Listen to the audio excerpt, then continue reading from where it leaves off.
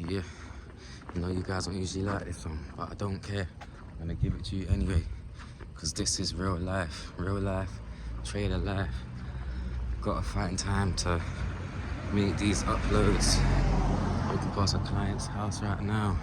Decent, I should show the car, but I'm not even gonna do that, Doxy. Yes, team, so you got Monday. Monday, you know I don't trade New York, but we did have the movement from the buy side of Asia crashing down to the 4-hour gap. That only shot down for a couple of pips. It did wick, however, when you look at the chart, of course, it wicked towards the 30 pips range for the 1 to 2 take profit. Only wicked ever so slightly, turned back around to complete the inversion straight up for some buy side. So with the expert execution or the expert exit that I showed today, I just closed that bad boy as soon as it got to the 4-hour. Boom. I mean, I watched it for a bit, saw that it was going to turn around, and yeah, I just closed it. Sometimes there's no need for it. Sometimes there's no need to continue holding on to when you know that there's a probability for it to turn around. Every time you get into the market, yeah, when you're creating your strategy or your playbook, you're gonna say to yourself, alright, cool, from I start trading, I'm gonna trade exactly this way. Can't remember the name of the brother. I wanna say Umar or something, Indian looking brother anyway. He be talking about when you're, I remember he said it in the past, when you trade your strategy, you're not always gonna close at take profit like you say you are, or behave mechanically. And I disagreed with him for a while. I still do, but I understand now I'm being very personal. Like, that's me, because I've been trading so long. I'm assuming I can trade mechanically for at least 6 months and it won't bother me at all.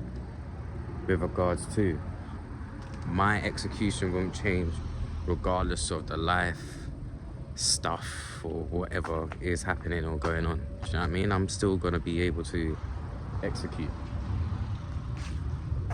Maybe it's because like I don't rely on the money like that. I don't trade for money like that, so it's different for me. But yes, kind of shocked. Kind of shocked and astonished, I'll say, as you know.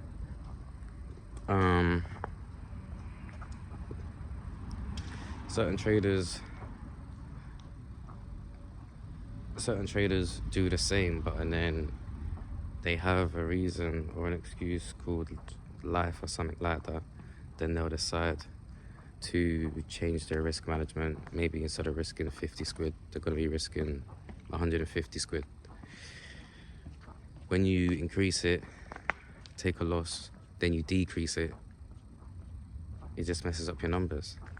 You're going to put yourself into drawdown, because really what you're going to do is go back to the original risk, and then it's just going to take a longer time to build back up to get back into profit. If it's a funded account, it takes a longer time for you to get back into profit to do your withdrawals. Do you know what I mean? But if you are a good trader, then it's most probably just going to be a case of, alright, cool. I say good trader, I'm going to just say what I do. What I do is I'm going to say, alright, cool. This is just probably going to be maybe 2 to 3 days extra with regards to waiting for the payout, because we know that the payout's going to come anyway, type of thing. And days when you hit the couple of pips and you close, to be honest, those days are still good, because they're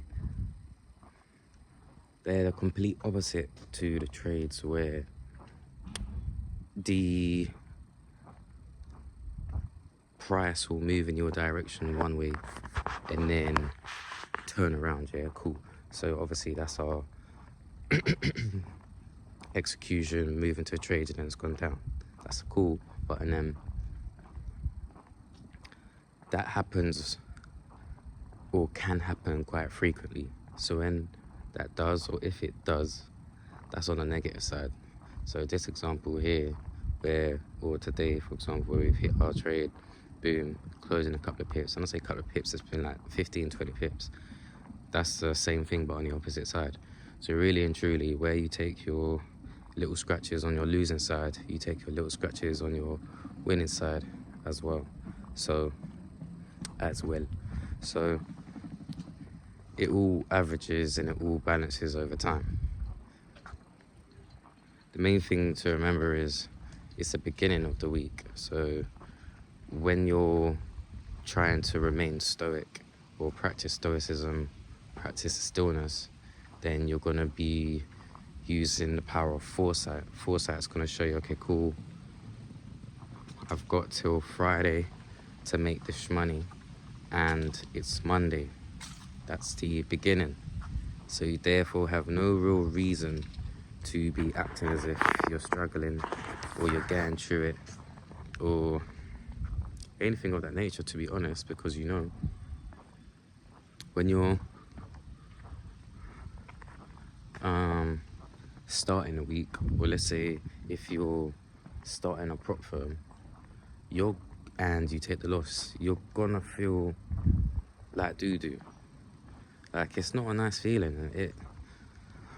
I'm not gonna say it never is, because after a while it's just something that you ignore or you just don't pay attention to even acknowledge if it was a good feeling or a bad feeling or not.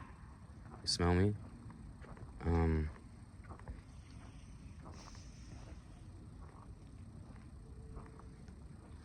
do this when I'm trying my best not to stroke my beard. Apparently guys do it and it's very annoying. And it's funny because I'm sure you may have heard people say it. Whenever you put the camera on, that's whenever you decide to start picking your nose, scratching yourself and all these things. I'm much more of a off the top of the head, off the rip type of content creator, and when I'm really trying my best to like write it down, try to be structured and stuff like that, that's when I start thinking, oh my gosh, you know, see, head scratch, look at that. Yeah, that's when it all comes. But team,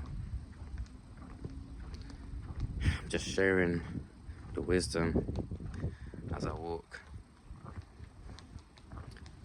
Just trying to figure out what else there was today.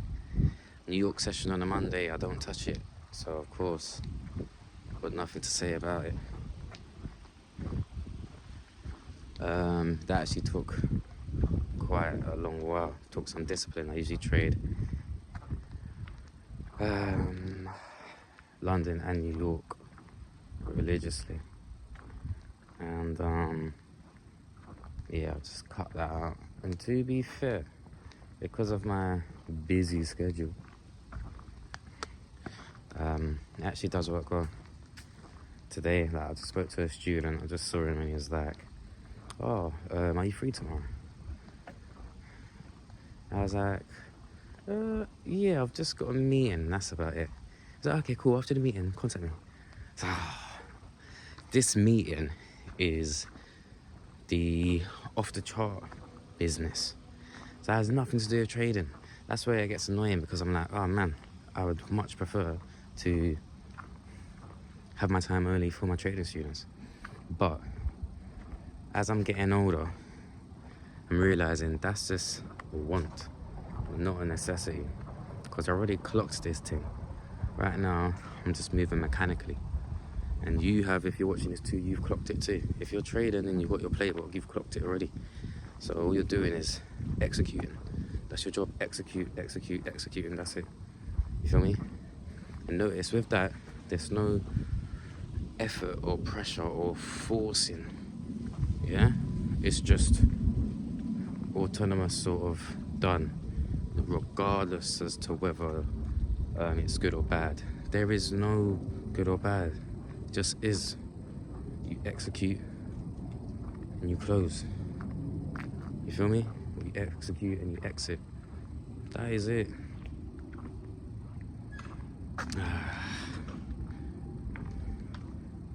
Alright, splits. She's not too good. I'm still walking upstairs anyway. I'm gone. Got some other things to do. Gonna prep for tomorrow. Actually, I'm gonna show you guys some off the chart stuff, man. I'm